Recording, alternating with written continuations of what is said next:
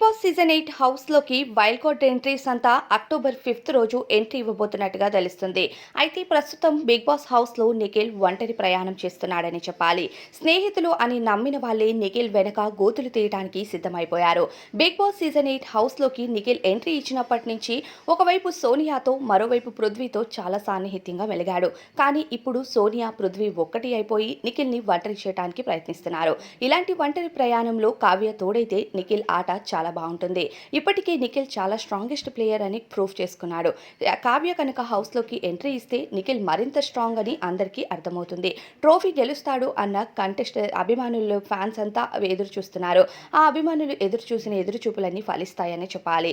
అయితే ప్రస్తుతం big boss హౌస్లో ఉన్న నిఖిల్ నిన్న సీతకు చీఫ్గా సెలెక్షన్ చేయడంతో పృథ్వీ తట్టుకోలేకపోయాడు. సోనియా దగ్గరకు వెళ్ళి మనకు నిఖిల్ ఆటలో ఎటువంటి హెల్ప్ చేయడు, వాడి క్లాన్లో ఉండి కూడా వేస్ట్ అంటే నిజమేరా, నాకు కూడా అదే అనిపిస్తుంది అంటూ సోనియా కూడా వెనక గోతులు తీయడానికి సిద్ధమైపోయింది. ప్రతిసారి నిఖిల్ అంటూ వెనక తిరుగుతుంది, కానీ చేయాల్సిన ఆటలు మొత్తం ఆడుతూనే ఉన్నారు.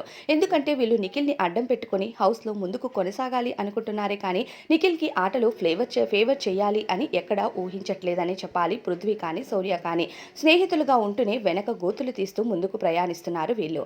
అయితే ప్రస్తుతం నిఖిల్ ఆట హౌస్లో ఒంటరిగా మారింది. ఒంటరిగా ఉన్న నిఖిల్ గెలిచే కెపాసిటీ నిఖిల్లో ఉంది. కాకపోతే నిఖిల్ ప్రయాణంలో కావ్య కనుక వైల్డ్ కార్డ్ ఎంట్రీ ద్వారా తోడు కలిస్తే ఖచ్చితంగా వీళ్ళ ఆట చాలా బాగుంటుంది.